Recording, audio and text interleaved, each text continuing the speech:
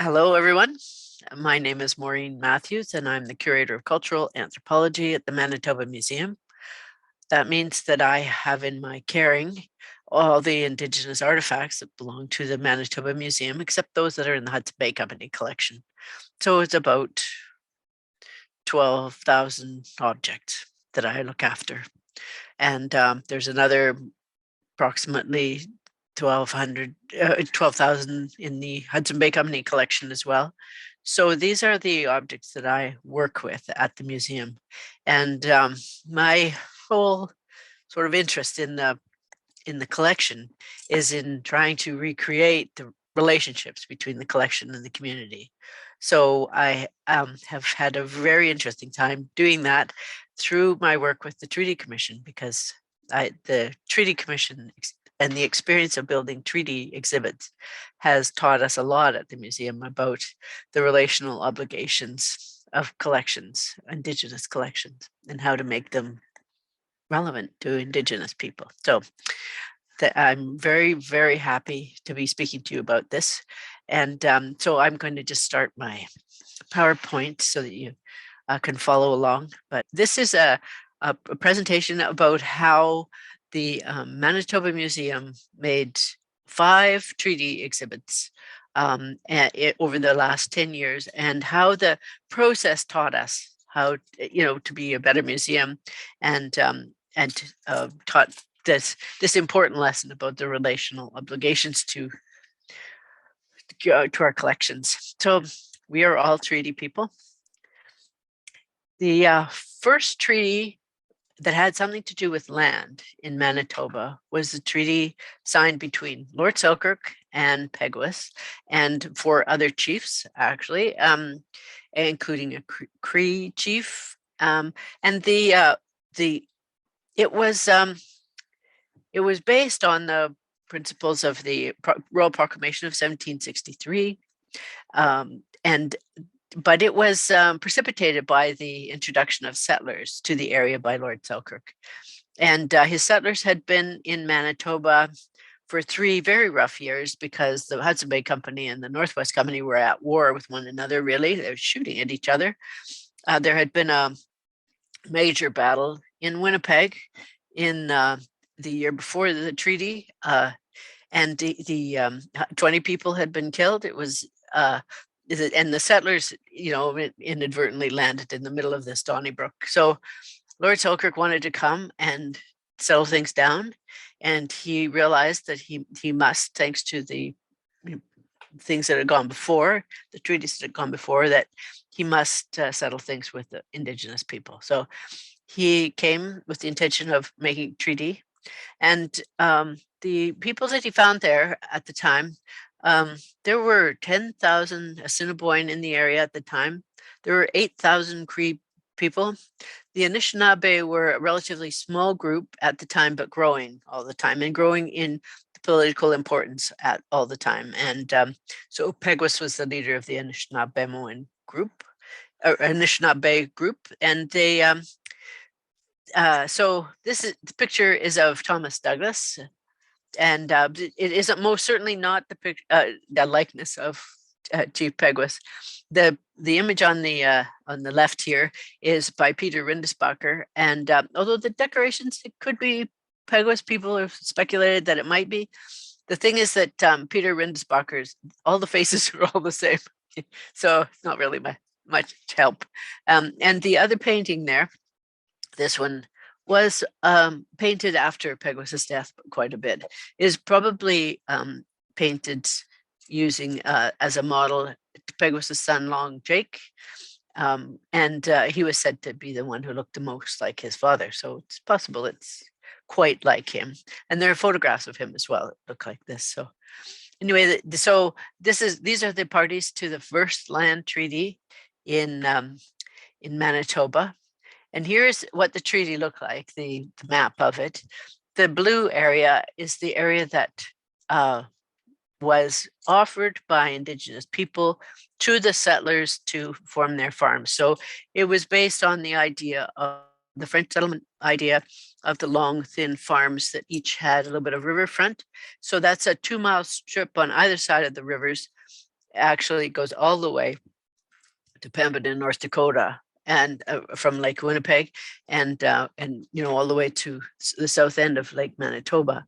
So it wasn't that Peguis bought that land or got land title to it. It was a map that shows where, if the settlers are going to build a farm, build it here. It was kind of like a reserve for their settlers. And Peguis actually policed this treaty for 50 years until Canada was formed.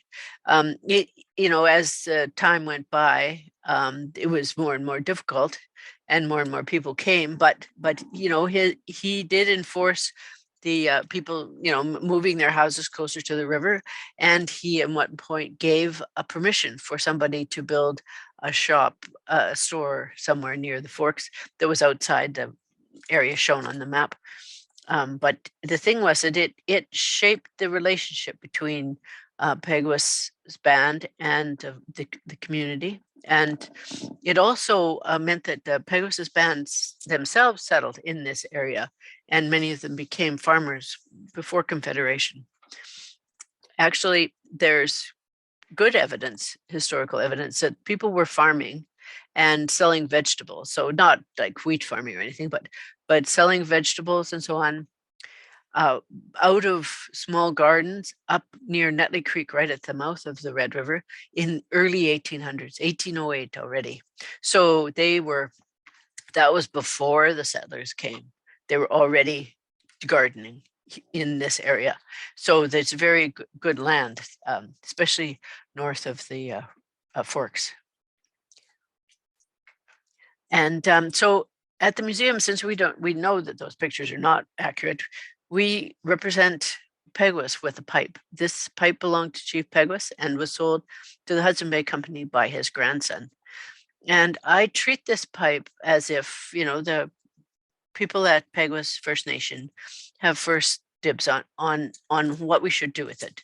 I took it to Peguis First Nation. I think it was 2012, maybe, when I first realized we had it and that they didn't know we had it. I went to the chief and I told him, and I showed him the pipe, and I said, I'd like to bring it to the community. And they set up this fantastic welcome ceremony for it. It was a graduation ceremony at the same time for a group of young people who had learned sort of northern and hunting and fishing skills, and they were graduating from this course. And there were 300 people there, the students and their parents, and they had a drum group, and they sang this pipe into the room, and they sang to it, and the chief stood with holding it, and everybody got selfies of it.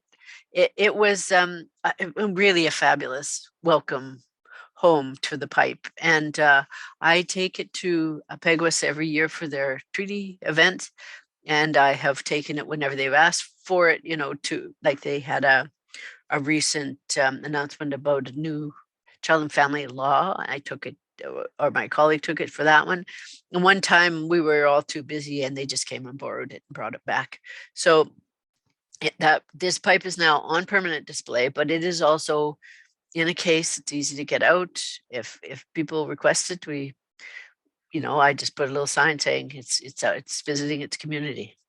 And so it's an example of a way of dealing with artifacts in the museum, which is new. It's really important. This is the medal that Lord Selkirk gave to Peguis. Actually, the very first medal that he gave was Peguis was involved in diplomatic work at the settlement, and there was a moment when a group of Sioux came up, and they were bent on being difficult, and Chief Peguis intervened, and in order to calm them and ask them to leave, he gave them the original medal. And so along with 2 other medals, I think. Anyway, all was well, and there was peace at the settlement. And then Pegwas got somebody to write to Lord Selkirk's estate, because by this time Lord Selkirk had passed away, and asked for another one. So this is the replacement, but it's from Lord Selkirk in the same way. And this medal was preserved by the Inkster family. They must have purchased it from Pegwas's descendants. That's how it came to the museum. It was another very important Métis family in the community. This medal was the medal that was given out to Indigenous people who were loyal to the Crown in the War of 1812. And so there were lots of people who got these medals in 1812. So the Selkirk Treaty was 1817. It was shortly after that. They still were using that medal. This is also the medal that Sioux people in Minnesota area and Wisconsin fought on the side of the British in the War of 1812 and received these medals, actually. And so many years later, but before Confederation, while this treaty was still in action, the Sioux fled the United States because they were being attacked by the American cavalry in the 1862, 1863. It was called the Sioux Wars. And the people who had a medal like this came to Canada and said to, it was the Hudson Bay Company at the time, we helped you out. Would you please help us out now? Several thousand people came at that time.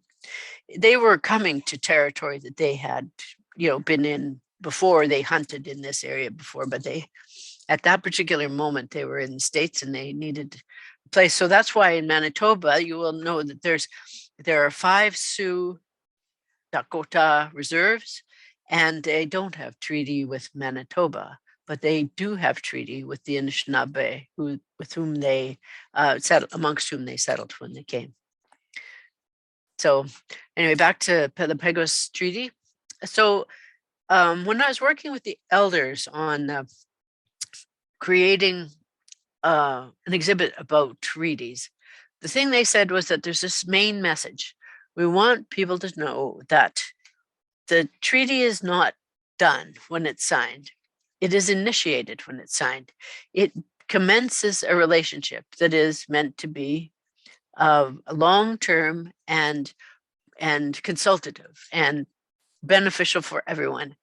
And in many ways, the Lord Selkirk have taken this point to heart. So in 1967, for Canada's centennial, which happened to be the 150th anniversary of the Selkirk-Pegwas Treaty, Lord Selkirk, the first one was the 5th Lord Selkirk, the 10th Lord Selkirk came to Manitoba, and they kind of renewed the treaty. Lord Selkirk was on his way home from being the governor of Singapore, and he came to St. Peter's Danavor, to the church there.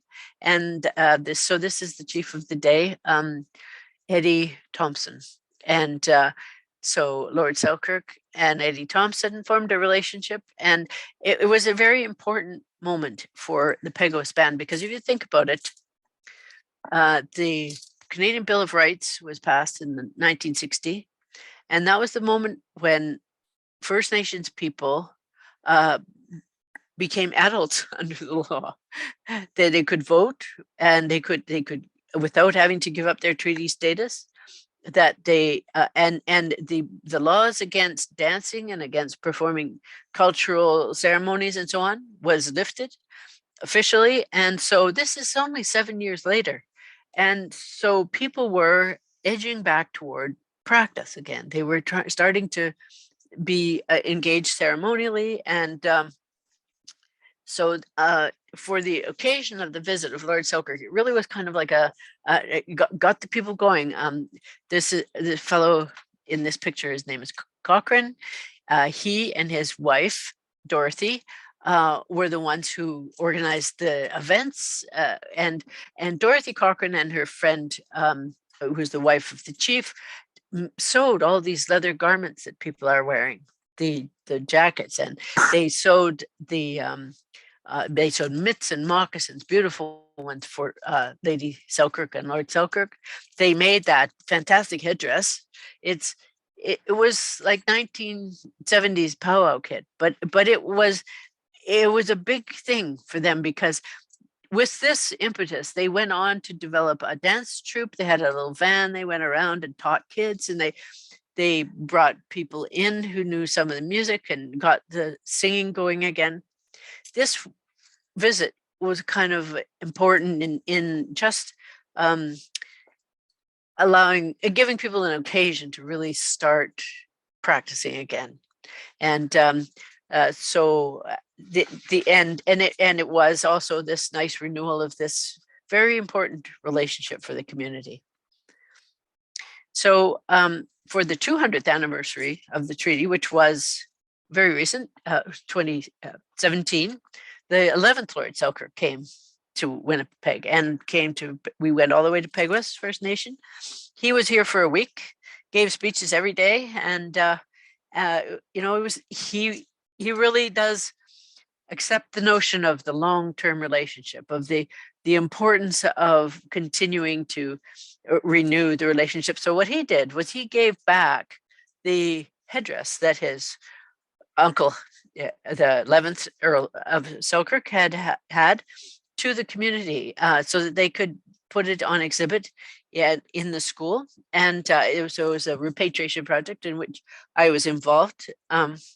Anyway, it was really, really fantastic. It was just so much fun. And the thing was that when he gave the headdress back to the chief, which is now on display in the school, the chief gave him a new hat and one of the otter fur ones, the smaller ones, and a fantastic beaded vest. So I think 50 years from now, they're going to have to do it all over again. But it is the enacting of the sort of reciprocal aspect of treaties, that it is a beginning of a friendship that needs to be nourished. And so very, very nice. So anyway, then that treaty was in place for 50 years until Canada was founded. When we talk about treaties now, we tend to mean the numbered treaties. The numbered treaties came about after Canada was founded.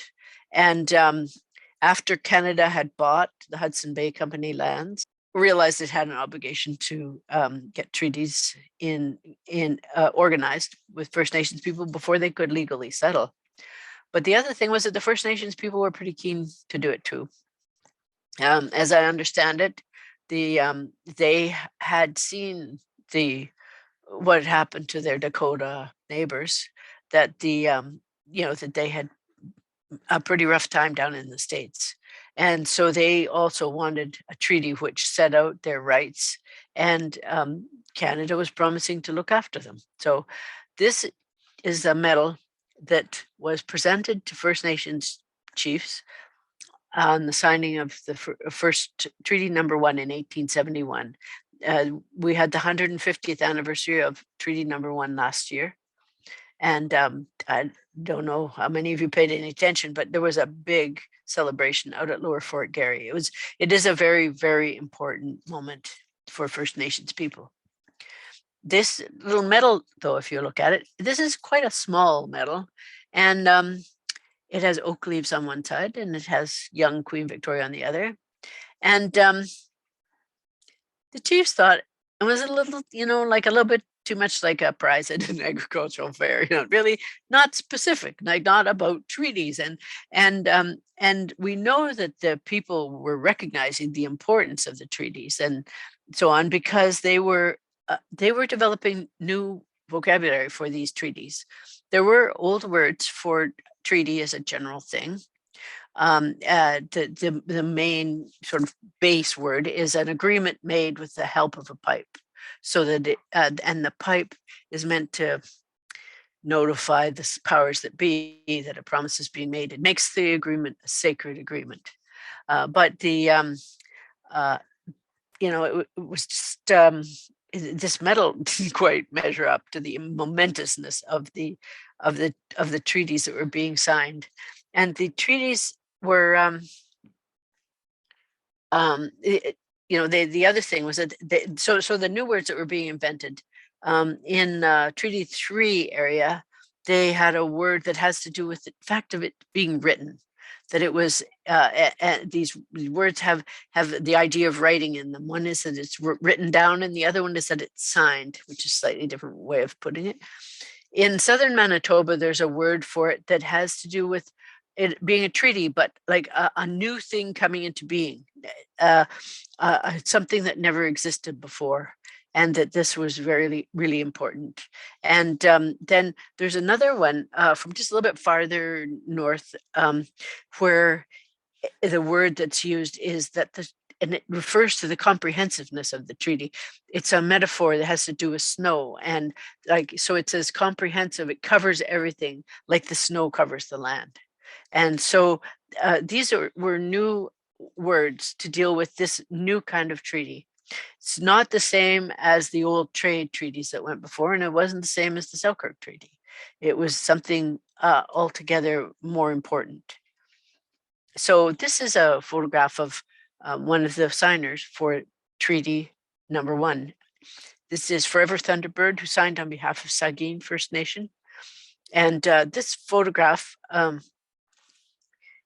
is the photograph that belonged to their family. And again, this photo, they had it for 140 years. And it's a measure of the importance of treaty to the family, that this portrait exists. This is actually photographed in the 1870s and printed in the 1870s. It's not a reprint or anything. It's on that cardboard. And when it was, well, it took a bit of doing to get it. The family came to me and told me that they had this portrait, but that they hadn't seen it for a while because the dad had loaned it to some student at the University of Manitoba, and the guy, whoever it was, had never returned it. So they asked me to find it. So I went to the university, not really holding out too much hope, but we had a photo of, like, I was just showing you this here, that we had a photo of what the photo looked like. A pretty bad image, but so I went to them and I said, now, if you find this, it belongs to the family still, and they're looking for it. And so anyway, 3 weeks later, I ran into the head of the Native Studies department in the grocery store, and she said, Maureen, you won't believe it. We were cleaning out a bookshelf and we found that picture on top of the bookshelf. It's covered in dust.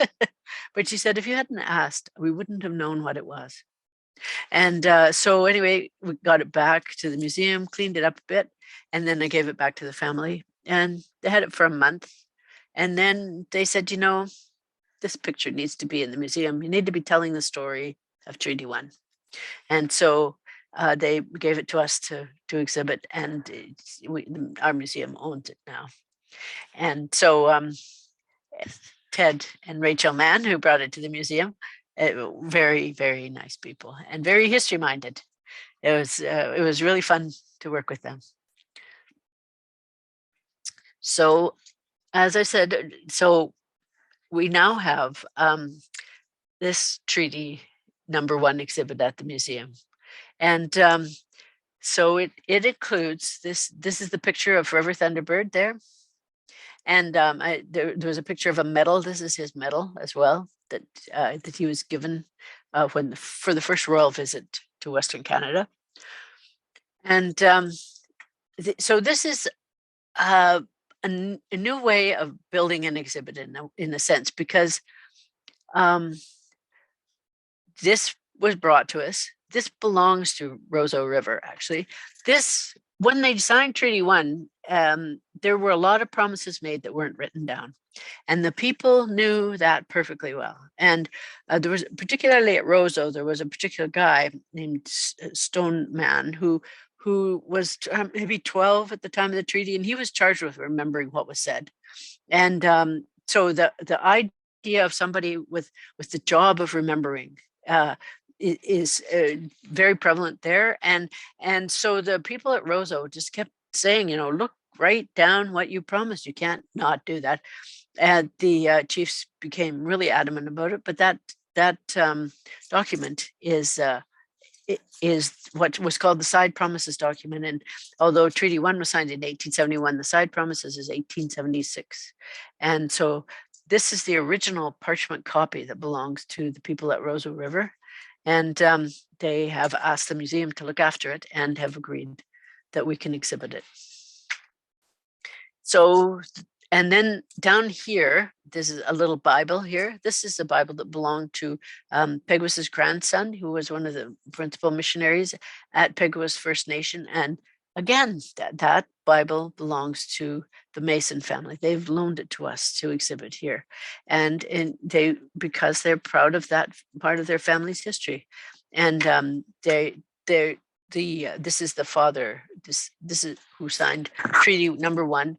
He is the father of the man who owned that Bible. So there's a whole section of this exhibit that is not even our stuff. And then here is a story down here that is about a family from the Netley Creek area. Remember I mentioned the people who were selling potatoes to the passing voyageurs? That's them. They were already established in the area that eventually became St. Peter's Reserve. 60 years before the reserve, they were already owned land there.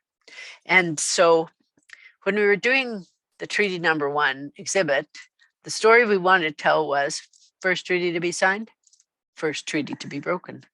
And the illegal surrender of the St. Peter's Reserve, which was that piece of land between Selkirk and Netley Creek, that good farmland I mentioned before, when they were tricked out of that land and sent up to where they are now, way up in the middle of the Interlake, that people resisted that. They knew it was wrong at the time and they fought it. So the story of how one particular family fought the illegal surrender goes through there. That's the story that is told. We found an immense amount of research about this particular family. They're notorious, and we even found portraits of the family members. Well, one of them signed the Selkirk Treaty, for instance. It was not one other than Peguis, but there was even portraits from before they left Minnesota. They were painted because they were already a prominent family. But once they were caught into the group that became the St. Peter's Reserve, they stayed on their land at Netley Creek. So the treaty was signed in 1871. In 1907, the Indian agent and various others forced the surrender of St. Peter's Reserve. But this family, the Grey Eyes family, they didn't leave. They refused to move up to the new place. In 1918, they were forced to build a house up there. They did go up there for a while because Indian Affairs were refusing the medical treatment and refusing their annuities and putting a huge amount of pressure on them. In 1930, one of the sons of the family was elected chief at Peguis Reserve. And he wanted to hire a lawyer to get their land back. There had been a royal commission, the Howell Commission, that had looked at this land transaction and found that it was illegal. And instead of saying, oh gosh, we shouldn't have done that, the government changed the law to make it legal. So everybody knew it was wrong. And this fellow, Alexander Grey Eyes, wanted to hire a lawyer. He had heard that there was a lawyer in Saskatchewan who had done the same thing for the people at Mistawasis Reserve. The fellow's name was Mulcaster, Richard Mulcaster, and he wanted to hire him. But the Indian Act was in place at this time, and Indigenous people, First Nations people, were children under the law. It meant that they couldn't hire a lawyer in their own right. They had to ask Indian Affairs for permission to hire a lawyer. And in this case, Indian Affairs refused. So what Chief Alexander Grey Eyes did was he led an occupation back to the land they felt they still owned, 45 people. And so what you see here in the exhibit is the newspaper clippings that you can't read that, but it says insurrectionist chief. And then here's this pictures of this, tables and children and food and it looks like a picnic. It was not a picnic. 15 people were sent to jail for staging this sit-in occupation.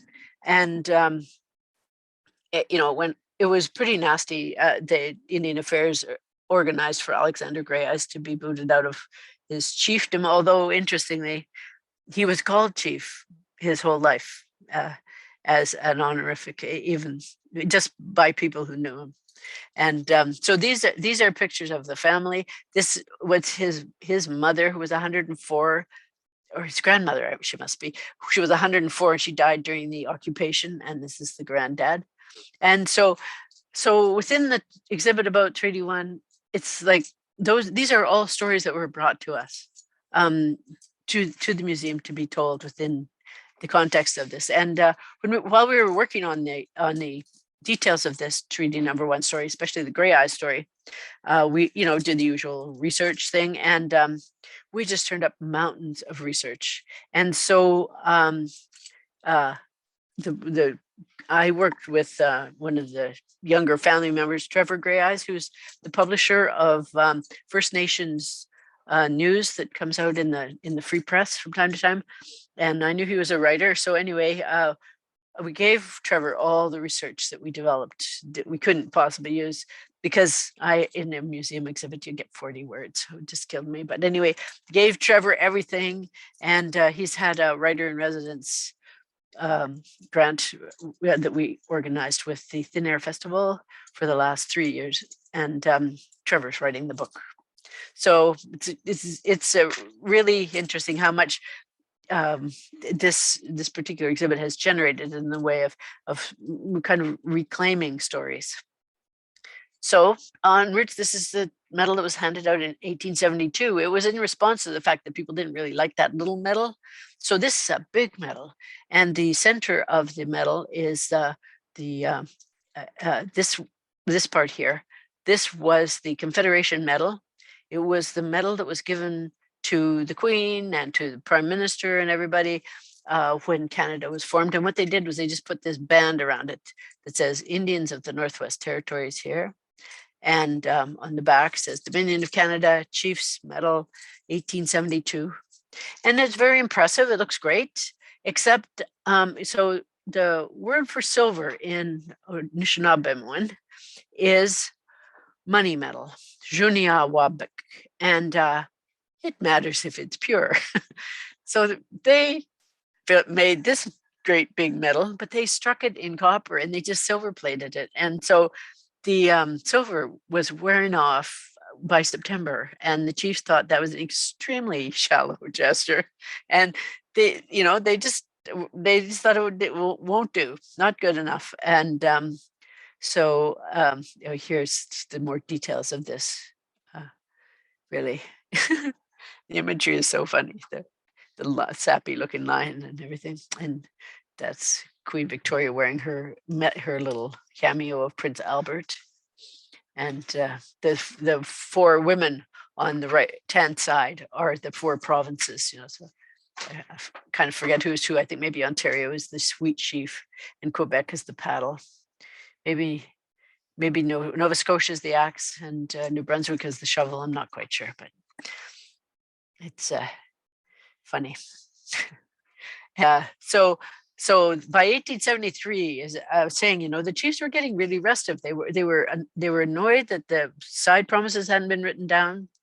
They were annoyed that Canada hadn't come up with like a sincere medal, or it wasn't just the medal. It was like, come on, you guys, are you serious about this? And Treaty Number 3, which was negotiated that year, was very important to Canada, because it was the bit of Canada from Thunder Bay to Winnipeg that they needed to build the railroad. So Canada, this is the thing, and this was another thing that the chiefs really wanted, or the elders really wanted emphasized, is that people say, well, why do you want to go back to the treaties? They seem like they didn't really work out. What do you? And what the elders said was, no. This was the last time that Canada modeled a respectful treaty relationship. That this was the moment when they were acting as if these treaties mattered. And if they could do it once, they can do it again. That's why the treaties are important, because having once entered this agreement, the obligation to respect the terms of the treaty, but also to respect the relational obligation's always there. And so this was an important moment in 1873. This is the one of the commissions for the commissioner who was sent out to do the treaty. This is the Henry Prince, who signed on behalf of Peguis First Nation, wearing a medal that was given in 1873. Canada finally came through with the famous handshake medal now. And although I warn you that the medal was designed and drawn by a silversmith in London who never saw an Indigenous person, it all the same has many it has the sort of the notion of some equity in the relationship. And the other thing was that it was pure silver, not even sterling, it's pure silver. So that thing that people were looking for, that kind of gesture of the quality of the relationship, was also there in the medal. But you'll see that this is a treaty number 1 medal, 1873, because that's the first year that this particular medal was available. This is the signing of treaty number 3 at the northwest angle in Ontario, United States now. This is a fascinating picture. There's so much in it, because you see the birch bark canoes that are on the front, and the boys, the kids who are there, and the massive number of tents in the back, and all those people. So this photograph we found at the museum, at one of those things, we just call it found in house, don't really know how it got there. But this is another of the originally, it was taken in the 1870s. So the original print is an original document from then. And it helped a lot, because when I was working with the Elders Council, the thing we wanted to create was the idea that the medals signify Canada's promises, but Indigenous people make promises with the use of a pipe. So I mentioned the names but this one sort of basic name for a treaty is that a promise made with the aid of a pipe. And so this photograph is interesting from that point of view, because you see at the front of the picture there are 4 men, and 3 of them are wearing treaty medals and 2 of them are holding pipes. So we know for sure that pipes were a part of the original treaty signing process, and that they have it's right to pair them together. So the thing about wanting to use pipes to signify this in the museum is that pipes are grammatically animate when they're together. You treat a pipe as if it can act in the world. It's like the same grammar as you would use for an old man. So the Manitoba Museum and other museums all across the country have been taking pipes off display for 30 years, because they are sacred, and they are these entities that can act and have a life. And so when the elders suggested we needed to get the pipes out in order to have a proper treaty exhibit, this is a very big deal. So they thought hard about it. They had a big argument, actually. I remember it was at the Treaty Relations Commission office, and it was in Ojibwe. So I don't know every word, but I know they were talking about me, because they were talking about the Wimstegoshique, which is the white woman. Like, how does she fit in? How pipes are a man's thing. Not many women with their women's pipes, but these are not women's pipes. And so how do we deal with that? And there's nothing traditional about having a pipe in a museum on display. It's not a traditional thing. So what could we do to make it okay, so that those pipes could, essentially stand up for Indigenous people and teach lessons about treaty making? So this is the Treaty 3 medal for the signing of Treaty 3. And when we exhibited it, we had this beading. This is a artist who is Treaty 3 person, and she anyway, she made this wonderful medallion, and we did have it nose to nose with Queen Victoria for a while. So we were like the beading that's in the exhibits. This one is still on display. They are to remind people of both the artistry and the political importance of Indigenous women. And again, we use the headdresses to talk about leadership qualities. So here's the Treaty 4 medal. And this particular Treaty 4 medal, it had never been circulated. Don't think it ever was ever given out, but the pipe that we have is in fact one that was associated with one of the signers of Treaty 4. The pipe was given by Chief Piapot, who signed Treaty 4, to a missionary who conducted the wedding of his daughter. And years and years later, that missionary's family donated the pipes to the museum. And so it's the one pipe where we actually have some idea about who it was associated with. These are the pipes, the kinds of pipes that we now have in the museum on display.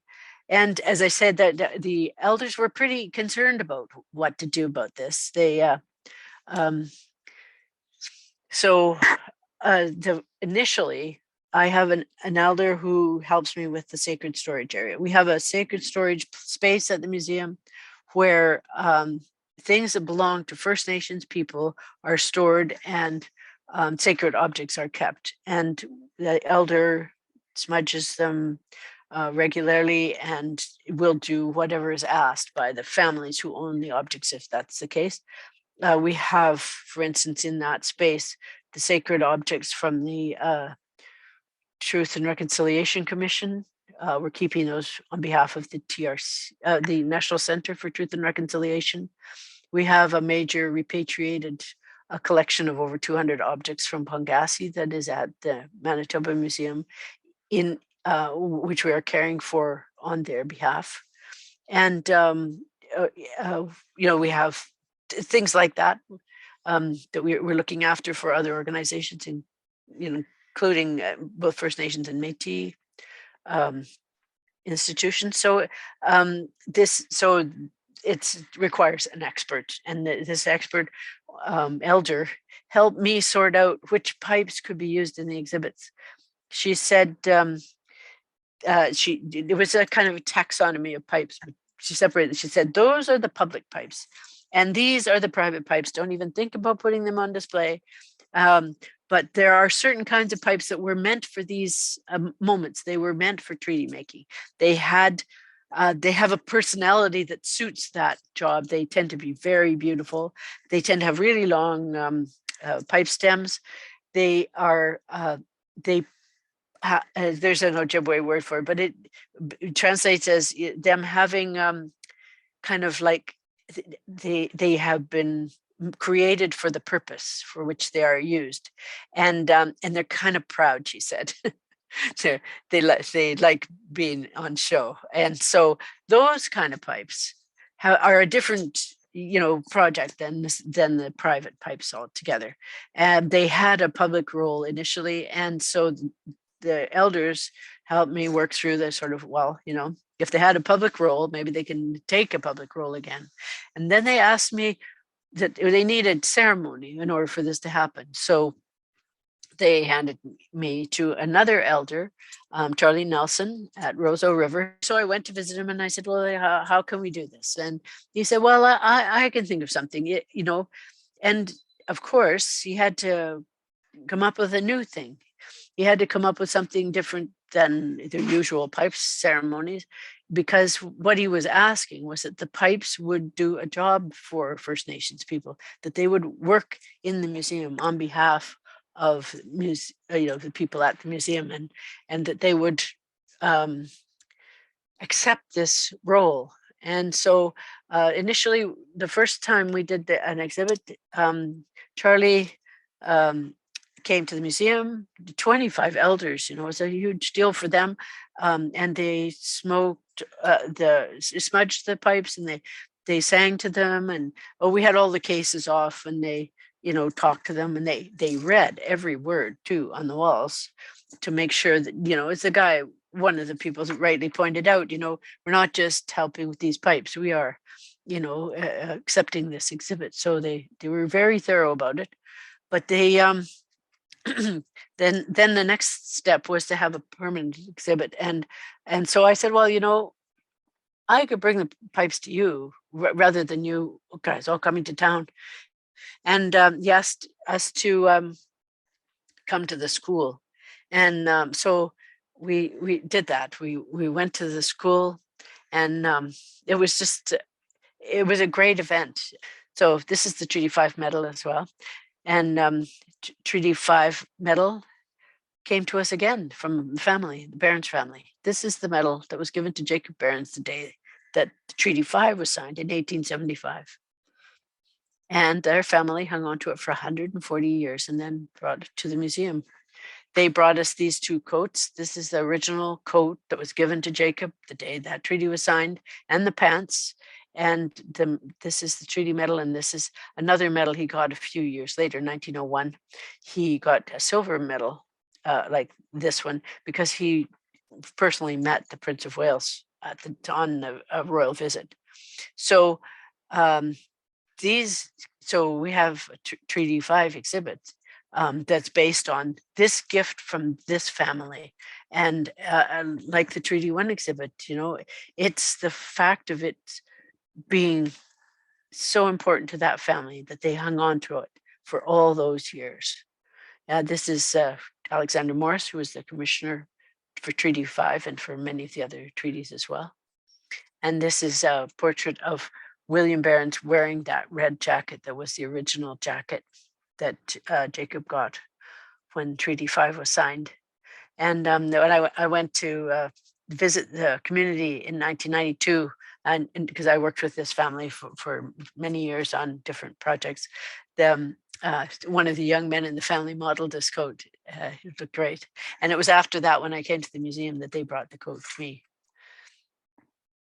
So here's the two Behrens medals, the Treaty 5 medal and this commemorative medal, 1901. So the first royal visit to Canada, just in order to reinforce the connection between the Crown as a signatory to the treaties and First Nations, they made those medals and sent them out to every chief in Western Canada.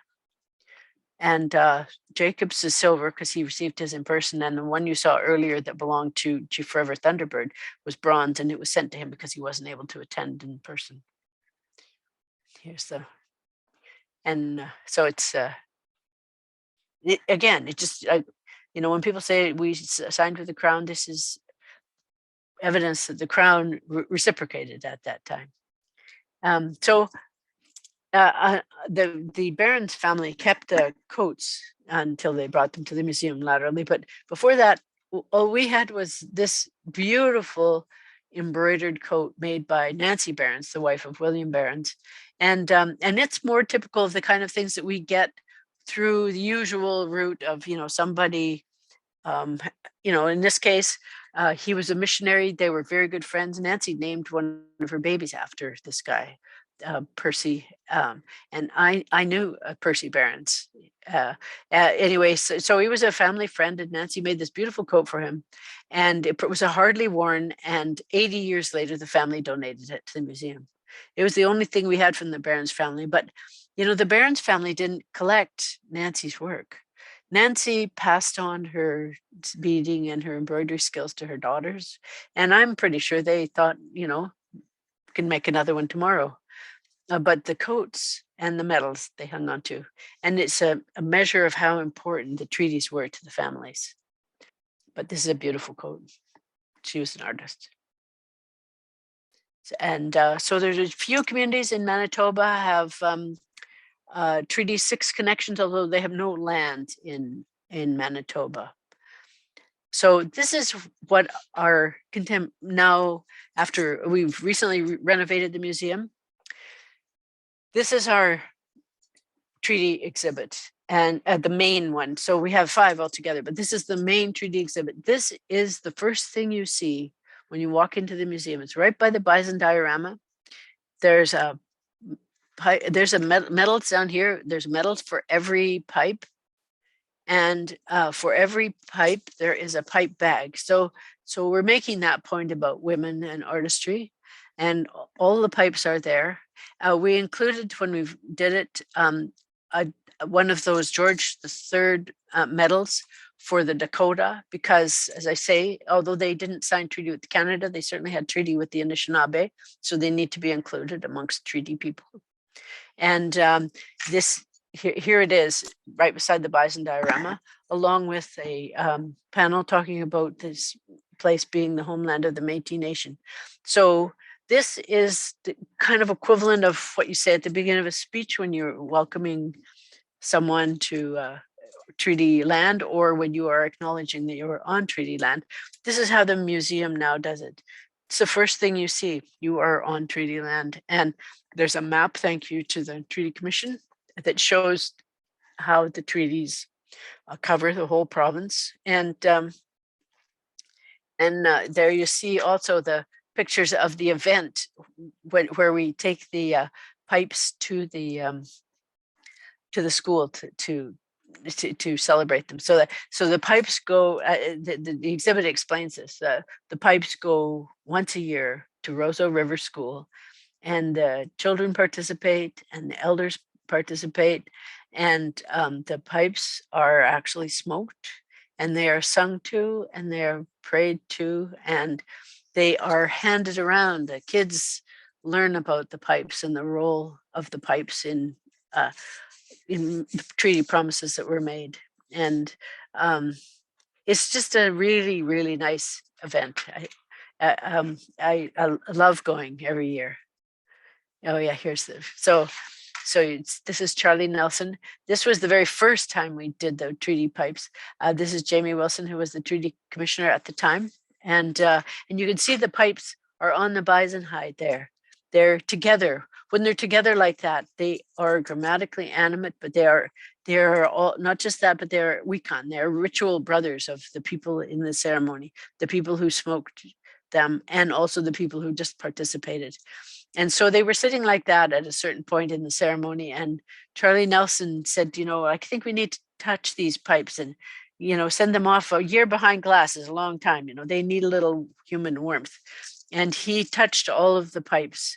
And then I got up and touched them too. And then Jamie followed me. And then after him, everybody just kind of formed this nice impromptu reception line, and everyone touched all the pipes. And it was the best possible send-off for those pipes, which were being given a job to do in the museum on behalf of First Nations people. And the picture on the right is of one of the more recent ceremonies. And you can see Elder Nelson is showing the pipe to a child. And he wanted them to feel the weight of it. That's how the cold stone, and feel how, so that they would really understand, what it was we were talking about. So it's turned out to be a fantastic experience for the museum. And actually, I think probably for these pipes, because as I said, except for that one Treaty 4 pipe, these pipes have very little provenance. We don't really know we have no idea who made them. You look at them stylistically, but the ones where we have any clue, if it looks like it was made by a Dakota person, it was owned by a Cree chief someplace else. These are objects that were traded around, that circulated across the sort of Anishinaabe, Dakota, Cree lines, and were given as gifts to build treaty, along with the performance of the treaty, the performance that they took part in. So they have a new life. They have a job, and as the elder who helped me select them said, they like that challenge. They like to do the work. So anyway, that's it. Yeah, this is the pipe that associated with the North. And here's all the medals for all the treaties in Manitoba. That one on the right is the most recent one. That's for the Treaty number 5 adhesions that took place after Queen Victoria died. And so that's it. Thank you very much. And I really appreciate the opportunity to talk to you.